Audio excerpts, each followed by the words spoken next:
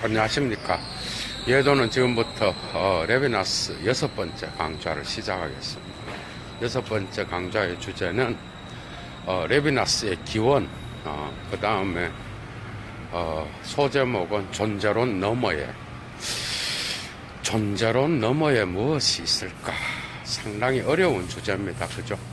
이 주제는 레비나스 읽기에서 예도가 상당히 레비나스의 텍스트를 붙잡고 씨름했던 부분이기도 한데 상당히 어려운 주제입니다. 그죠?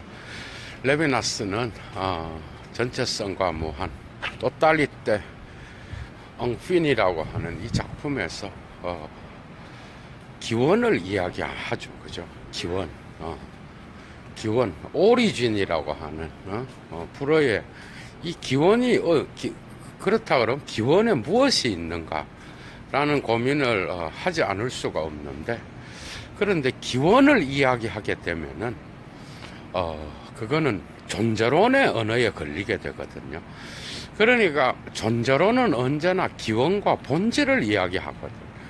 기원과 본질, 그 다음에 배열, 이런 걸 이야기한다고요.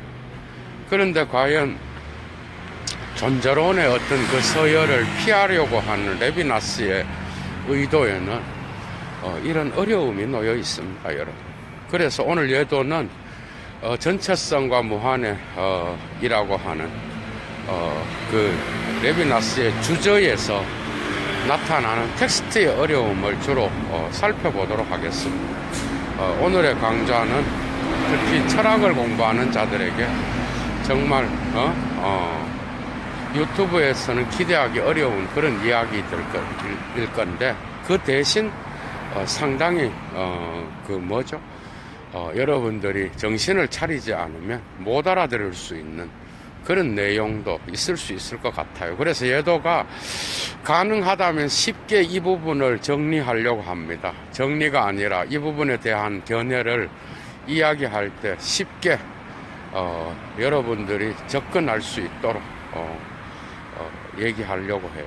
그러니까 전체성과 무한이라고 하는, 전체성은 존재론이죠. 그죠? 무한은 신의 영역입니다. 그러니까 레비나스가 이 부분을 신학의 영역, 그러니까 신의 영역으로 갖고 갔던 것이 확실한 이유는, 레비나스는 아테이즘이라고 하는 거죠. 불어로 아테이즘이 뭐야? 아테이즘은 무신론이잖아. 아테이스무스의 에이티즘이라고. 이 무신론이라고 하는 이 개념을 자아의 동일성의 개념에다가 기속시키고 있어요. 그러니까 자아가 자기 자신의 세계 향유에서, 그죠? 세계를 향유하는 게 자아의 동일자의 특징이잖아. 그러니까 이 향유에 있어서 집에 편안하게 있음. 그 다음에 자아가 자기 자신의 세계에 향유를 하면서 자기 자신으로 있음. 그리고 이 타자의 향유를 통하여 자기 자신의 동일자로서 나는 언제나 나 자신으로서 있음. 이런 모든 개념들이 동일자의 개념에 속하는 거예요. 그러니까 이거는 자아의 개념이라고. 스와, 그 다음에 무아, 이 두 개가 다가 자아의 개념이잖아. 그죠? 그 자아라고 하는 이 세계의 가정이라고 하는, 거주함이라고 하는, 세계 안에 편안히 가정 안에서 거주하듯이 편안하게 거주한다는 이 개념에다가 레비나스가 무신론의 개념을 갖고 옵니다, 여러분. 그러니까 2장과 4장에서 주로 동일자를 다루는 부분과 타자성을 다루는 이 부분에서 이 자아의 이 영역을 무신론의 영역이라고 이야기한다고요. 그 점에서 레비나스는 하이데거의 존재론의 영역을 극복하기 위하여 외재성, 엑스테리오리테를 설정하는데, 이 외제성은 철저하게, 그죠? 철저하게 레비나스의 어떤 그 신학적 특징을 드러내 보여주는 겁니다.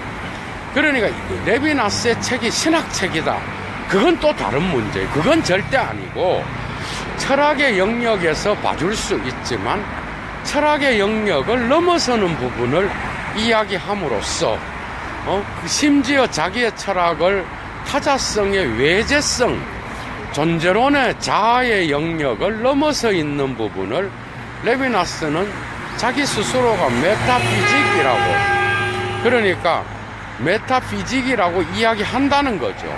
형이상학이라고 이야기한다고.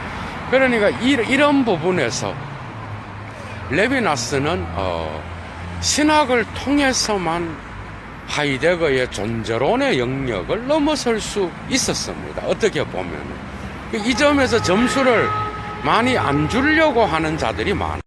특히 철학을 하는 자들 중에서 결국은 그렇게 넘어서는 거는 누구든지 넘어설 수 있다고 보는 거죠. 그런 거를 쉽게 말하면 하이데거가 신학과 싸워서, 그죠?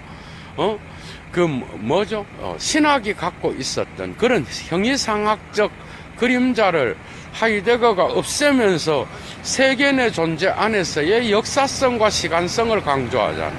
그러니 이 부분에서 레비나스는 또다시 다른 방식으로 외제성과 초월성을, 트렁성 등스를 이야기함으로써 마치 하이데거의 존재론의 영역을 넘어서는 듯한 그런 인상을 준다는 겁니다. 그런데 문제는 그게 아니라 레비나스의 텍스트 안에는 이항 대립이 있어요. 어떤 이항 대립이 있는가 하면, 존재론의 영역에는 또 딸릴 때가 있는 거죠. 그죠?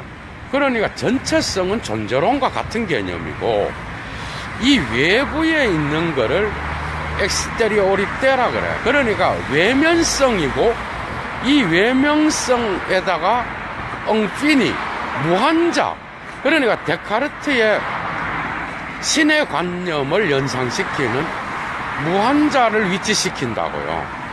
여기에다가 타자를 위치시켜. 그러니까 로트르든 그 다음에 오트루이든 간에 모든 타자의 개념을 이 외제성과 무한이라고 하는, 그래서 여기에다 위치를 시키고, 그 다음에 자아의 개념을 존재론과 전체성, 그 다음에 동일자의 개념을 위치시킵니다. 그러니까 동일자의 개념은 자아의 어떤 그 자기 바깥에 있는 타자성을 이용하여 자기 자신으로 동화시키는 동일자의 영역, 그 독립성을 앞에 존재론과 그 다음에 전체성이라는 그 영역에 위치시킨다는 겁니다. 이런 이항 대립을 통하여 레비나스 읽기는 마치 엄청 쉬운 것 같아, 느낌이. 그러나 레비나스 텍스트의 어려움은, 레비나스가 이 이원론, 이항 대립을 시켜놓고 이 두 개를 상호 비교하면서 이 두 개가 타자와 자아의 만남을 그리는 것처럼 보일 수도 있지만, 이 타자성은 끊임없이 자아의 영역을 넘어서면서 동시에 자아의 영역과 접촉하는 걸로 그려야 되는 거야. 그러니까 여기에서는 어떤 기원이라는 개념, 어떤 존재론의 영역 너머에서 어떤 기원을 찾는다는 이런 느낌이 없을 수도 있어요. 그러니까 이런 이항 대립으로서 상호 비교를 하면 쉽죠. 그런데 레비나스는 이것이다 그래 놓고 이것이 아니다라고 얘기하고, 이것이 아닌 것은 또 이것이 아닌 걸 설명하는 게 아니야. A는 B다 그래 놓고 A는 B다. 그래서 A는 B라고 알아, 독자가. 그런데 A는 B가 아니다 그래. 그 다음 문장에서. 그 다음 문장에서는 A는 B가 아닌 것이 아니다. 그 이유는 뭐다. 그러면서 결국 또 원점으로 돌아오는 듯한 이러한 부정을 통하여 넘어섰다가 다시 원점으로. 이건 해겔의 종합의 개념과는 달라요. 그래서 텍스트가 무한히 해체되는 듯한 의미의 다양성이 흩뿌려지는 듯한 그런 느낌이 있는데, 이런 느낌이 통합되는 것처럼 보이다가도 통합되지 않는 듯한 느낌이 있는 거야. 그게 이거는 여러분들이 읽어보면 이해가 돼요. 그런 이런 이항 대립으로서 설명이 불가능한 거야. 그 이유는 양자 사이의 비교는 또 다른 존재론의 영역으로 포섭해서 양자를 보는 거거든. 그러니까 이걸 피하기 위하여 레비나스는 끊임없이 양자 사이의 이항 대립 사이에 긴장을 유지하려고 그랬던 거야. 그런데 이 긴장을 그는 자기의 불어라고 하는 자기 텍스트의 언어로 이거를 넘어서려고 그러는 거예요. 그러니까 그의 언어 안에는 어떤 명제가 있어요. 그러니까 신은 타자다. 그리고 여성적인 것은 타자다. 타자는 무한자다. 무한자는 언제나 자 밖에 있다. 이런 식으로 명제가 있다고. 그런데 이 명제는 어떤 특정한 어떤 특정한 확정으로서 어떤 다른 것과 비교해서 확정되는 명제가 아니라 그 다음 순간에는 바로 해체되어서 또 다른 방식의 이야기를 하는 듯한 그런 느낌을 주는 거예요. 예를 들어 이런 게 있습니다. 가장 쉽게 말하면 이런 게 있어. 경험은 그러니까 자아가 무한자와의 만남은 경험적인 것이 아니다. 그 이유는 무한자는 자아의 사유를 넘어서 있기 때문이다. 이런 게 있어. 그런데 곧바로 뭐라 그러는가 하면은 넘어서 있다. 그런데 우리가 그러나 우리가 경험을 우리와 완전히 다른 것을 경험한다라는 우리와 완전히 다른 것을 경험한다라는 것을 의미한다면, 무한자와 자아가 무한자를 만나는, 타자로서 무한자를 만나는 그 경험은 확실한 경험이다. 이래 나간다고. 그러니까 뭐야? 기존의 전통적인 철학의 개념을 이런 방식으로 자기 언어로, 그죠? 자기 언어로 자기 문장 속에 재맥락화시켜요. 그러니까 이런 특징을 레비나스의 철학은 갖고 있는 거예요. 그러니까 경험이라는 개념을 재맥락화하는 거예요. 그러니까 경험은 우리가 알기로 전통적으로 우리의 칸트적으로 말하면 우리의 지각과 우리의 오성과 감각 지각의 어떤 그러한 결합에 의해서 경험이 나오잖아. 그런데 이러한 후설적인 어떤 지향성을 통하여 우리의 경험이 만들어지는 이런 걸 다 거부하는 거야. 그러니 우리가 전통적으로 알고 있었던 에얼파룽이라고 하는 이런 경험의 개념을 넘어서서 그는 전적으로 다른 것과의 경험을 이야기하고, 그걸 끄집어 와서 무한자와의, 그렇다 그러면 무한자와의 관계의 경험은 바로 최고의 경험 자체로 간주될 수 있다는 거야. 그러니까 경험의 개념을 철학적으로 전통적으로 사용해왔던 그런 개념으로 사용하면서 그것을 비추면서 부정하고 그 다음에 자기 자신의 개념을 맥락화시키는 거예요. 이런 방식으로 레비나스는 자기 자신의 철학을 수행한다는 겁니다. 그러니까 그렇다 그러면 어떤 기원이 있느냐는 거예요. 그러니까 레비나스는 끊임없이 존재론을 넘어서 있다 그래. 뭐가? 타자와의 만남은. 그러니까 타자와의 만남은 존재론을 넘어서 있고, 이것은 언제나, 그래서 모든 존재론은 형이상학을 전제한다, 이런 말을 하거든요. 그러니까 모든 존재론이 형이상학을 전제한다라는 것은 타자와의 만남이 바로 레비나스한테는 형이상학이에요. 이해가 됐어? 왜? 모든 존재론 너머의 초월적인 것에다가 위치시키고 있으니까. 그러니까 그렇다 그러면 형이상학이 마치 기원으로 익힐 수 있는 거예요. 그런데 이 기원에는 타자와의 만남이 들어있는 거야. 그런데 이 만남은 어떻게 보면은 모든 존재론의 토대로서 작용하는 것 같아. 그러니까 존재론이 하이데거나 일반적으로 플라톤 이후에 있어서 존재론에서 어떤 토대가, 철학의 토대가 있잖아. 기원을 찾고 진리를 찾고 본질을 찾는 모든 철학, 그리고 이것을 통하여 전체를 질서를 잡는 이런 철학은 존재론의 언어를 다 사용하는 거예요. 여성과 남성, 여러분, 이런 거. 그 다음에 짐승과 인간, 신과 인간, 창조주와 피조물, 그 다음에 존재와 무, 이 전부 다가 존재론을 이야기하는 거야, 이런 언어들이.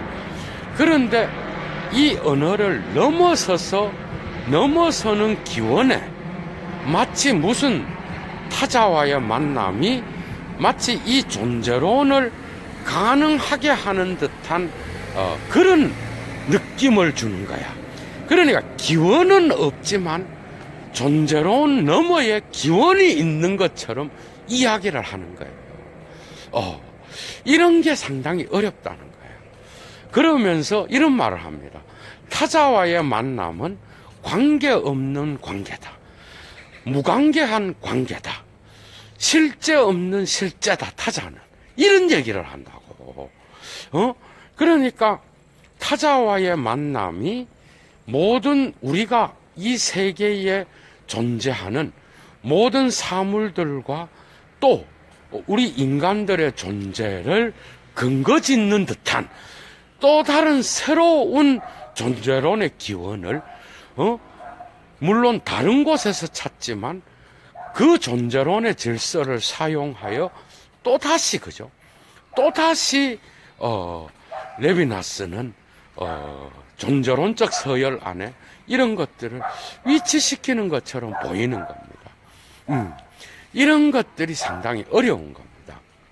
그러니까 레비나스 철학은 우리에게 타자와의 만남을 탁월하게 묘사하지만 언제나 있을 듯 말 듯한 방식으로 작동한다라는 얘기예요. 그리고 또 예를 들면 이런 게 있어요. 레비나스 텍스트에서 마치 존재를 버린 것처럼 보여. 그래서 존재자만이 중요하고 존재는 없는 것 같아. 그러니까 존재는 레비나스 철학에서는 하이데거의 존재 개념을 넘어서서 존재자를 이야기하는 것 같아. 전혀 그렇지 않아요. 그러니까 존재는 불어로 레뜨러고 그 다음에 존재자는 레덩이야. 그러니까 레뜨러라고 하는 이 존재라고 하는 이 개념은 어떻게 보면 존재자를 포괄한 존재야. 그러니까 존재자를 포섭할 때 레뜨러를 사용합니다.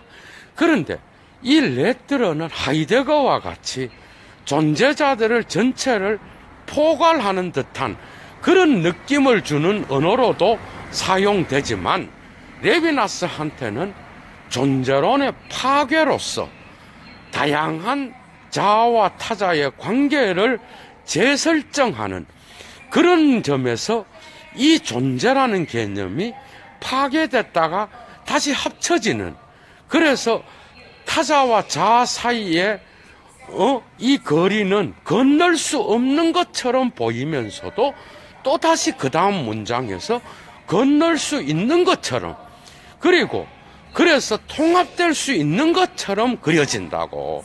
그러니까 여러분들이 레비나스의 텍스트가 어려운 이유는 이러한 레비나스의 분리의 개념, 분리를 이야기하지만 존재라는 개념을 사용할 수밖에 없는 그러한 아주 애매모호한 상황을 여러분들이 캐치를 해내야 된다는 거예요. 그래서 레비나스의 문체는 끊임없이 하나의 중첩적인 개념을, 어떤 특정한 개념을 계속 사용하면서 그 개념들을 다르게 사용하는 거야. 타자를 여자라 그랬다가, 무한자라 그랬다가, 의미지향이라 그랬다가, 독립성의 근원이라 그랬다가, 또 뭐예요? 외재성이라 그랬다가, 그리고 존재론의 너머의 영역에 있다 그랬다가, 별 용어를 다 사용하는 거야. 그러나 이런 것들이 끊임없이 최초의 어떤 확정된 의미를 파괴하면서 또 다른 영역으로 나아가는, 이런 것들을 무한 반복하면서 자기의 텍스트의 의미 놀이를 확정하는 거는 거부하고, 그 의미 놀이를 끊임없이 흩뿌리면서, 그죠? 마치 이 존재 개념을 없애는 듯 하면서도 사용하고, 그러니까 타자와 자아의 분리된 이 상태를, 분리는 뭐예요, 그럼? 분리됐다라는 건 결합을 전제해야 되는 거거든. 이해가 되죠? 그러니까 타자는 애초부터, 존재는 애초부터, 자아에 의해서 분리되었다, 이런 얘기를 하거든. 그러니까 자아가, 그런데 이 분리는 타자가 그거를 가능하게 해준다 그럽니다, 또. 그러니까 레비나스의 타자 개념은 어떨 때는 바깥에 있는 사람일 수도 있고, 어떨 때는 무한자일 수도 있고, 어떨 때는 신의 개념일 수도 있는 거예요. 그럼 그 기원에는 뭐가 있느냐? 타자와의 만남이 있는 거예요. 그러니까 타자와의 만남은 지금까지의 존재론을 의문시하면서 존재론을 파괴하는 듯한 그런 느낌을 주고, 존재론 바깥에서 또 존재론을 세워주는 듯한 그런 느낌을 주면서, 이 타자와의 만남은 존재론적인 아주 폭넓은 개념으로서 사용되는 거예요. 그러니까 타자의 세계인 외재성과 자아의 세계인 내재성, 인테리오리테라고 하는, 그러니까 내재성은 뭐예요? 자아의 세계죠. 동일자를 통하여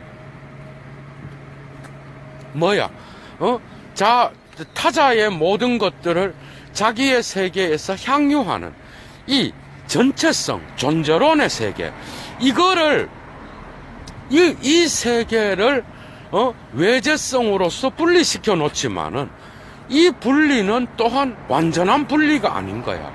이해가 되죠? 그러니까 이런 방식으로 글을 쓴다는 거야. 그러니까 이 개념적인 이런 것들을 나누었다가 이게 이건가 보구나 하고 책을 읽는데 또 딴 얘기를 해. 그러나 큰 틀은 이런 방식으로 구성되지만 이 이항 대립은 언제나 분리 속에서도 통합을 전제하고 있고, 그죠? 그 통합은 그 다음에 또 분리를 마치 전제하는 듯한 그러한 느낌을 준다는 거예요. 그러나 그 분리와 통합은 결코 보이지 않는 방식으로 긴장을 유지하면서 레비나스의 텍스트 안에서 그 모든 긴장을 언어로 해결하려고 하기 때문에 레비나스의 산문은 상당히 어렵게 독자들에게 다가간다는 거예요. 이러한 긴장이 있는 거야. 쉽게 말하면 여성적인 걸 이야기합니다. 2장에서 여성적인 것. 여성은 레비나스한테서는 어떻게 보면은 상당히 여성은 어디에 위치될 것 같아? 여성적인 거는 뭐야? 타자에 위치되는 거죠. 외재성에 있어요.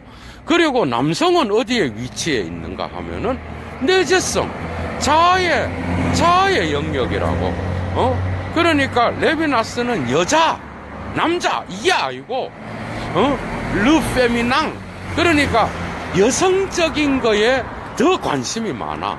그러니까 여성적인 거는 그러나 생물학적이고 생리학적인 그런 개념으로 본인이 사용하지 않는다 그래.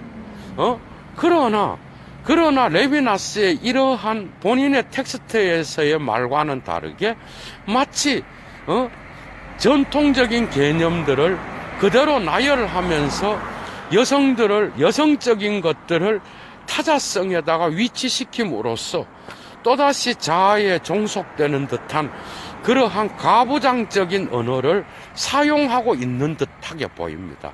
이거는 시몬느 드 보부아르가 제2의 성이라고 하는, 제2의 성을 여성이라고 보겠죠. 그 책에서 레비나스의 타자성 개념에서 여성성에 대한 개념을 비판하기도 합니다. 전통적인 가부장적인 어떤 그러한 거에다 여성을 타자로 올려놓고 그런 방식으로 여성성을 간주하는. 그래서 여성성은 뭐예요? 비밀스러운 거. 자아가 마음대로 침입해서 여성적인 것들을 완전히 향유할 수 없이 초월해 있는 것. 그 다음에 외면성에 있는 것. 그 다음에 비밀스러운 것. 그 다음에 선정적인 것. 다 얘기해요. 레비나스가. 그 다음에 가정적인 것 안에서 가정은 뭐예요? 자아의 여기에서 레비나스가 또 독특한 이야기가 있어요. 여기. 그러니까 여성적인 것이 남성적인 것 안에 확고하게 들어와 있는 게 바로 그 레비나스의 타자성 개념에서 여성성에 대한 비유입니다. 그러니까 자아는 뭐야? 동일자 안에서 이 세계를 가정에서 편안하게 쉴 수 있는 영역입니다.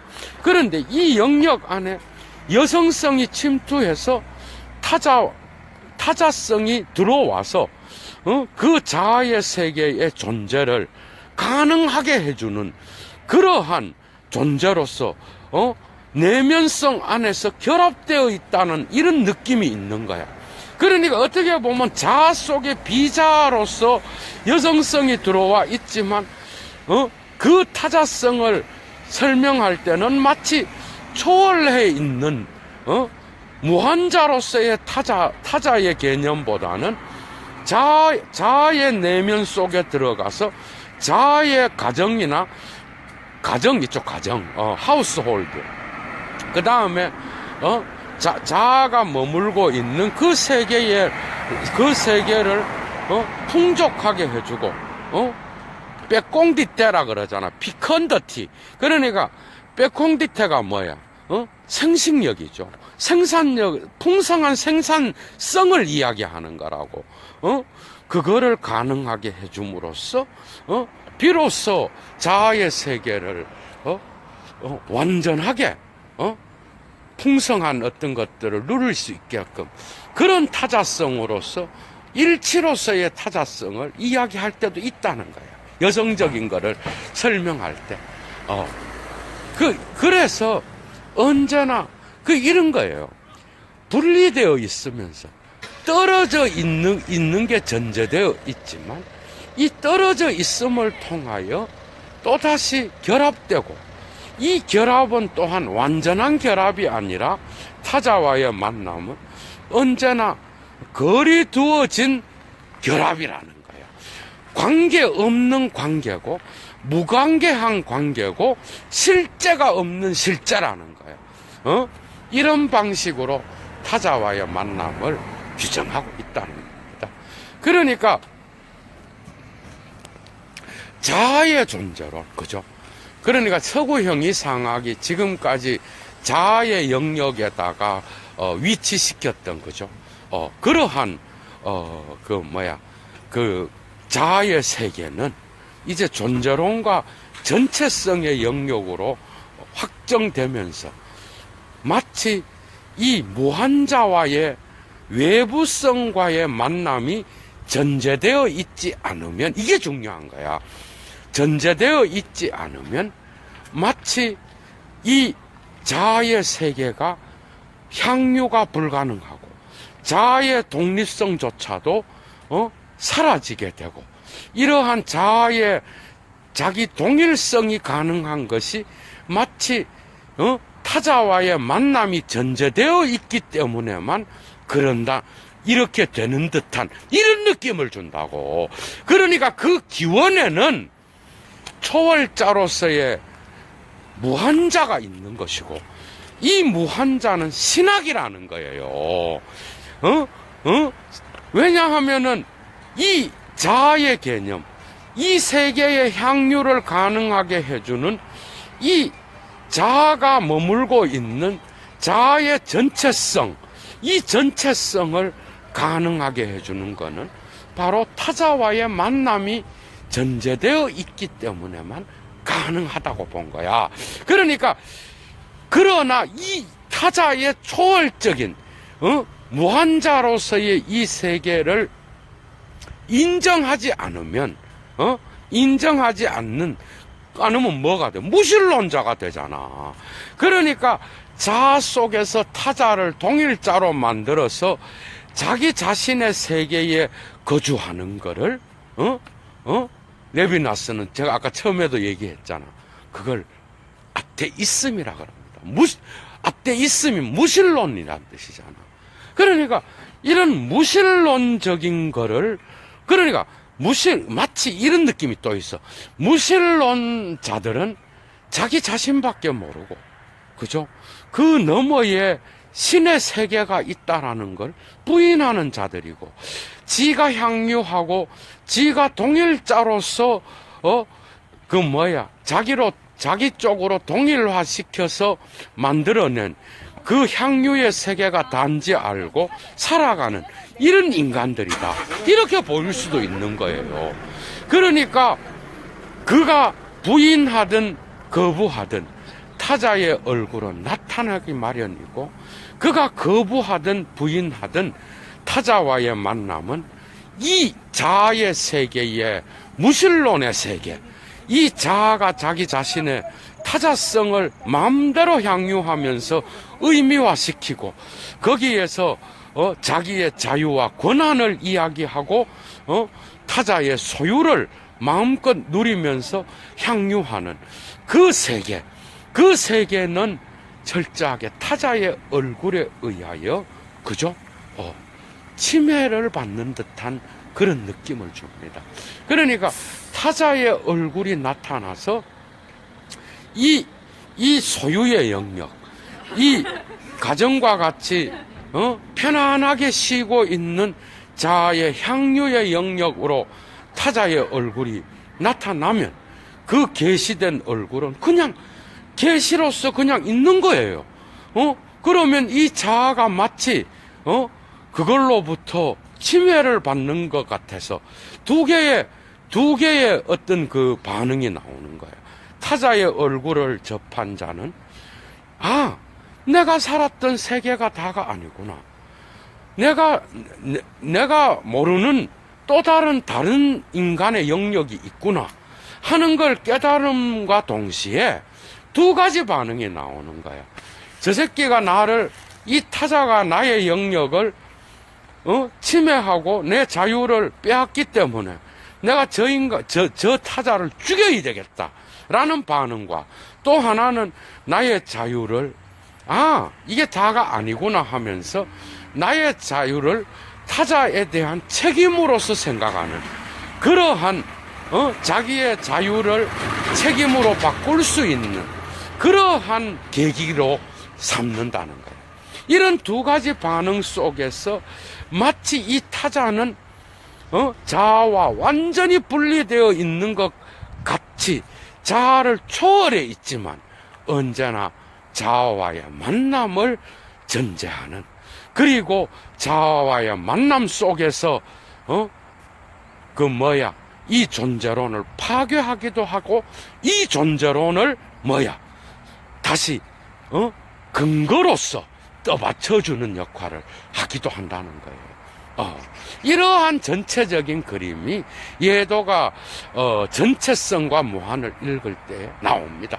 사장의 주제는, 그래서 사장의 타자성은 철저히 레비나스는 가정에 묘사하고 있습니다. 그러니까 파밀리라고 하는 이 가족이라고 하는 이것은 언제나 뭐예요? 자아의 세계는 뭐예요? 자아의 세계는 동일자의 세계죠. 이건 남성의 세계야.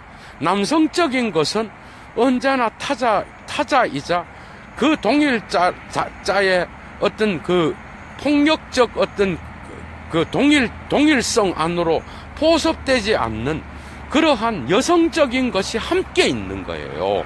그러니까 여기서 비로소 또 자아와 타자의 만남에서 무조건적인 초월성과 무조건적인 내재성 둘 다도 아니라 결합이 또 일어나는 거야. 그러니까 에로스적 사랑을 통하여 남성인 이 아버지는 타자성인 여성과 만나서 에로스의 사랑을 나눔으로써 아들을 낳는다는 거야. 이 아들을 낳는다는 거는 미래의 어떤 그러한 자아의 아버지의 미래의 연속성으로서 중요한 거예요. 그러니까 레비나스가 중요한 생산적 풍성함, 빼꽁디 때는 가족을 묘사할 때는 무조건 자주 나오는 단어예요. 이러한 생식력,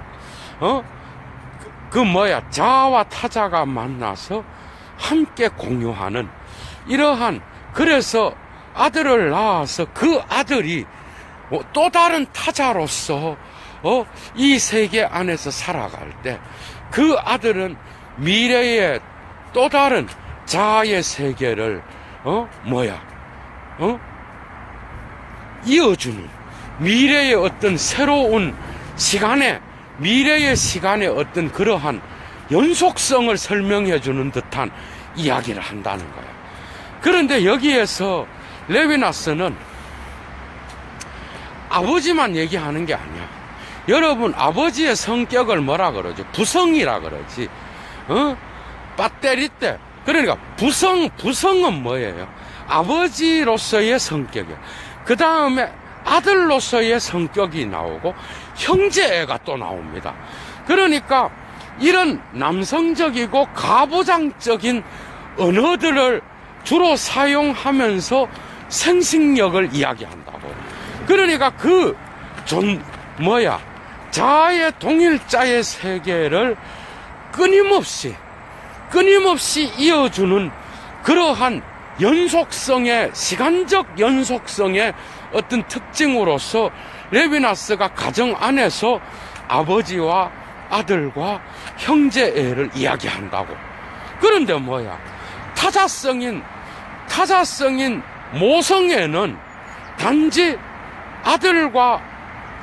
아들의 과거와 연관되어서 레비나스는 묘사하는 거예요. 그러니까 마치 이걸 언급할 때는 레비나스가 전체성과 무한 처음에 언급했던 전체성과 무한에 나오는 그 무한자로서의 타자 개념, 초월자로서의 타자 개념이 사라지는 것 같아. 왜냐하면은 그 타자는 어머니잖아. 어머니로서 아버지와 에로스적 사랑을 나누어서 아들을 낳잖아, 그죠? 그러면 그거는 자아의 세계지 타자성으로서 초월자의 세계가 아닌 거야. 여기에서 내면적 어떤 그러한 내재성 안으로 타자성이 들어와서 엄청나게 잘 조화를 이루는 것 같아. 그러면서 이 타자성을, 여성성은 마치 가부장적인 존재론적 질서 안으로 다시 편입돼서 타자성이 또다시 희생당하는 것 같은 그런 느낌을 준다고. 그러니까 레비나스의 이 기획은 존재론의 질서를 넘어서지 못했다라는 결론을 내린 거예요. 누가? 데리다가. 그러니까 이런 걸 보니까 니는 하이데거의 존재론을 넘어서지 못했다. 니는 그 존재론 안에서 글을 쓰는 것이고 그 또딸리때 안에서 너는 철저히 철학을 하는 것이지, 너는 그 언어를 넘어서서 타자의 철학을 제대로 구성한 게 아니다. 너는 헤겔의 존재론을 까지만은 헤겔의 타자성을 이해를 제대로 못했다. 이런 말을 하게 되는 거예요. 그러니까 레비나스가 그거를 어느 정도 수긍하고 이 데이다의 폭력과 형이상학이라고 하는 이 책의 다음 시간에 제가 이걸 설명하면서 존재와 다른이라고 하는 또는 본질을 넘어라고 하는 전체성과 무한만큼 레비나스한테서 주저로 간주되는 이 책을 예도가 강좌를 열 때 그 부분은 또 좀 더 자세하게 여러분들에게 이야기하려고 합니다. 그러니까 이런 존재론의 영역 을 마치 넘어선 것처럼 타자를 글을 잘 써 나가다가 이 에로스의 영역으로 들어오면서 이 타자성은 마치 그죠? 마치 내면성 안으로 들어와서 그 내면성 안에서 초월자로서가 아니라 내재성 안에서 결합돼서 단지 존재론의 세계를 풍성하게 해주고 그 세계를 많이 존재하는 것처럼. 그래서 타자의 초월성은 마치 타자의 초월성은 약화되고, 그래서 타자의 타자성은 또 한 번 다시 희생당하는 것 같은 이런 글쓰기가 있다라는 이야기입니다. 이 점에서 레비나스는 타자성의 철학을 또다시 존재론의 질서에 편입시켜서 글을 쓰고 있다라는 레비나스의 데리다의 진단을 듣게 됩니다. 이러한 부정적인 그런 언급은 도외시하더라도 그죠? 이런 여성적인 것은 생식적인 생리학적인 게 아니라 이런 것들을 단지 존재의 풍성함으로 그래서 뭐죠? 아버지와 아들들의 관계를 통하여 자아의 동일자의 세계를 풍족하게 해주지만은 이 타자성은 이런 게 있는 거예요. 타자성이 없으면 오해되는 거야. 아무것도 안 되는 거지. 역으로 말하면. 그러니까 존재론 안에서 존재론을 파괴할 수 있는 기표가 바로 여성적인 겁니다. 그래서 레비나스는 존재론의 기획으로 자기도 모르게 들어왔지만은 들어와서 이 서열 안에서 여성적인 것을 위치시키고 있지만 이 위치는 존재론 안에서의 이물질로 보이는 거야. 그러니까 이것이 없으면 뭐야? 타자의 초월적인 영역을 전제하지 않더라도 이거를 삭제하고 존재론의 세계만 또 딸릴 때 안에서 이 여성성이 모든 풍성함을 만들어내는 주체로서 그죠? 사용되고 있다고 하더라도 레비나스의 타자의 철학은 실패하지 않았다라는 것이 증명되는 게 바로 이러한 존재론의 언어 안에서도 이 타자의 타자성이 살아서 그죠? 살아서 그 존재론의 토대를 마련해 주는 듯한 타자와의 만남을 존재 근거로서 그 존재론을 지탱하는 듯한 그런 느낌을 주는 거예요. 그러니까 단지 이런 게 또 있는 거예요. 그러니까 레비나스를 읽은 자들은 그러면 타자의 외면성과 타자의 외면성을 강조함으로써 그 자아의 세계, 자아의 향유의 세계와 가장 많은 뭐죠? 그 긴장을 일으킬 때는 언제냐? 지금 이거는 내면성으로 와가 어떻게 보면은 조화를 일으켜서 또다시 아들을 낳고, 모성애는 아들의 과거와 연관되어 있고 그 아들은 아버지의 미래를 지향한다라는 듯한 이런 말들은 어떻게 보면 가족의 에로스를 통하여 레비나스가 조화를 이야기하는 것 같지만, 이 타자성이 내면화됨으로써 비로소 존재론이 가능하다는 것을 암암리에 보여주는, 그래서 여기서도 타자의 철학은 실패하지 않고 있다라고 하는 이런 것이 은연중에 들어있다고 볼 수 있습니다. 그러나 이 타자로서의 외면성과 초월성이 가장 강하게 나타나는 것은 바로 이 자아가 타자를 살해하려고 할 때, 이 타자를 음식물을 자기 입속으로 집어넣어서 먹음으로써 이 타자를 먹는 것처럼 그렇게 인간 타인을 그런 방식으로 동화시켜서 동일자로 만들어서 자기 세계의 향유의 대상으로 만들려고 할 때 이 외제성의 힘은 가장 강력하게 나타납니다. 왜? 레비나스의 비폭력적 저항, 이건 간디를 연상시키기도 하지만 이때 타자는 저항합니다. 그때 외면성은 엄청나게 진하게 드러나요. 그러니까 이 외면성은 뭔가 하면은 그러나 이 타자가 자아의 그러한 동일자의 책략을 거부할 때, 저항할 때, 이 동일자를 하려고 하는 자아를 죽이느냐? 아니요. 전혀 그렇게 하지 않아요. 이 타자는 단지 어떻게 저항하는가 하면은 저항 없는 저항을 통하여 저항한다 그래. 그럼 뭔 말이에요? 그냥 단지 자기의 얼굴, 궁핍한 자의 얼굴을 그냥 연약한 자의 얼굴, 그 여성적인 거지 뭐. 그런 얼굴들을 보여주면서 단지 거기에 저항하지 않겠다는 걸 얼굴로 표현할 뿐이야. 그런데 이 표현의 배후, 궁핍하고 가난한 고아와 가난한 가부와 같이 궁핍한 타자, 그리고 여성적인 것처럼 연약한 타자, 이 타자의 얼굴은 묘하게도 그 얼굴 안에 대타자의 위대함을 감추고 있다는 거예요. 이거는 정말 신학적인 건데 정말 매력적이지 않나요, 여러분? 예수를 죽이는 여러분 그 로마의 권력과 유대의 어떤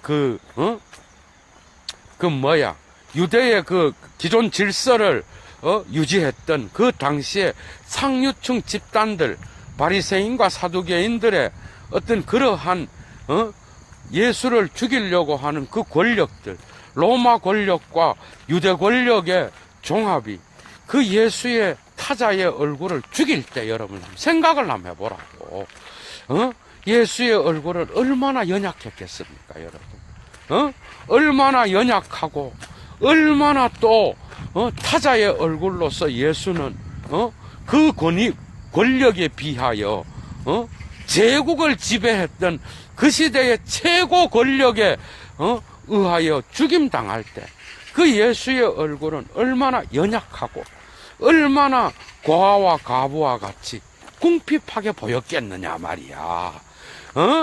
그러나 그 궁핍 배후에는 신의 강함이 있었다는 거예요. 예를 들면은 그 궁핍 배후에는 그 궁핍을 넘어서는 무한자의 어떤 관념이 들어 있었다라는 얘기를 하는 거라고.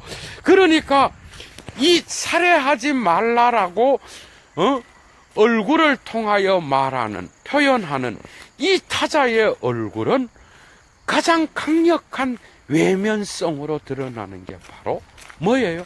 바로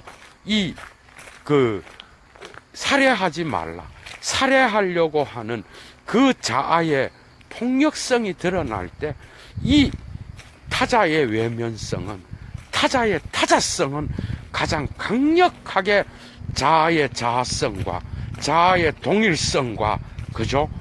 대비되어서 나타난다라는 거예요. 정말 깊이가 있죠.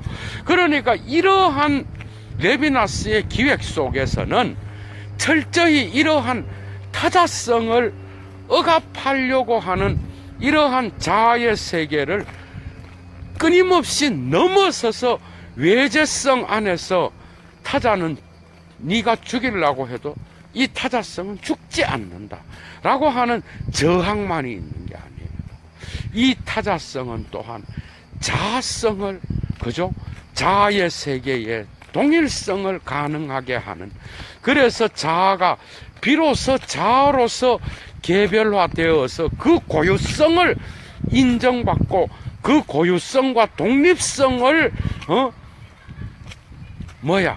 명백하게 드러내게 해주는 것도 바로 이 타자의 타자성 때문에 그렇다라는 것이, 또한 여성적인 것이 남성적인 것 안에 들어와서 비로소 그 가족을 미래의 시간성으로까지 확장시키면서, 그죠?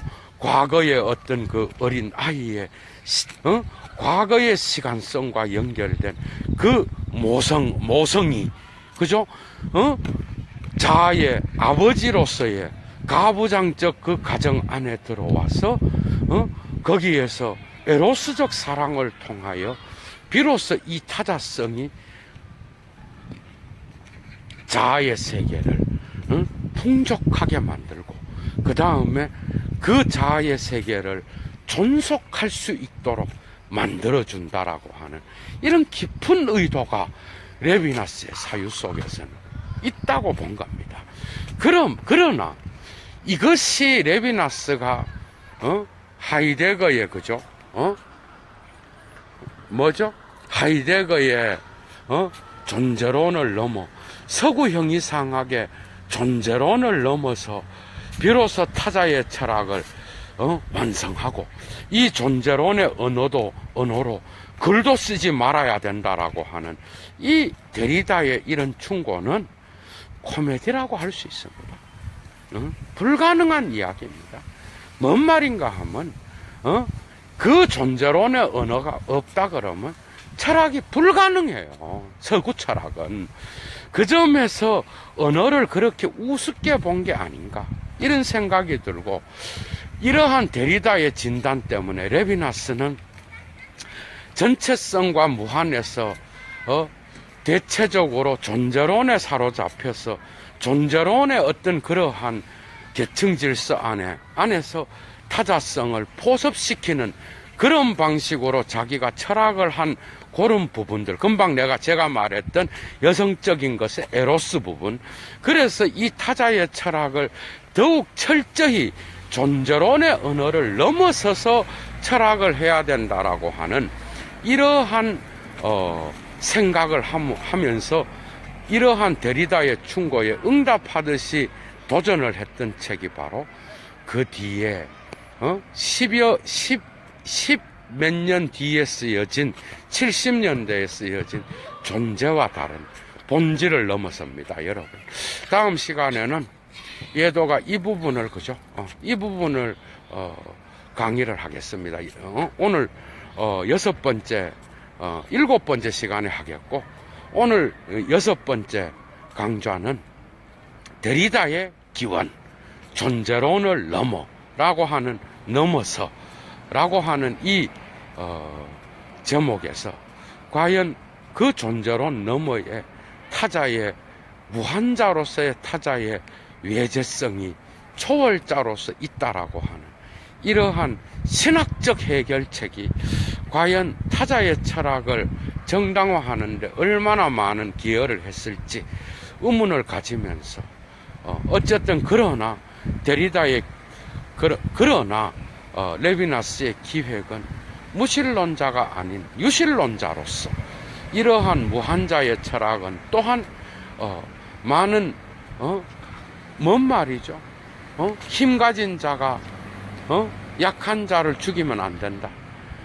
힘을 가졌다고 네 존재의 질서를 네 멋대로 움직여서는 안 되고, 네 멋대로 네 권력을 사용해서는 안 되고, 네가 위에 있다고 아래에 있는 것들을 지배해서는 안 되고, 네가 갖고 있는 권력이 한 줌의 흙도 안 된다라는 이러한 한국 속담과 같은 이런 한국인들이 자주 사용하는 이런 교훈들이 어떻게 보면 레비나스의 대타자의 영역을 정당화하는데, 그리고 꼭 그리스도교의 신이 아니더라도, 유대교의 신이 아니더라도 이러한 이치를 믿고 사는 자들에게 레비나스의 철학은 상당히 중요한 의미로 다가간다고 할 수가 있겠습니다. 자, 예도는 오늘 강좌 마치겠습니다. 좋은 하루 되십시오. 좋은 주말 보내시고요. 주스!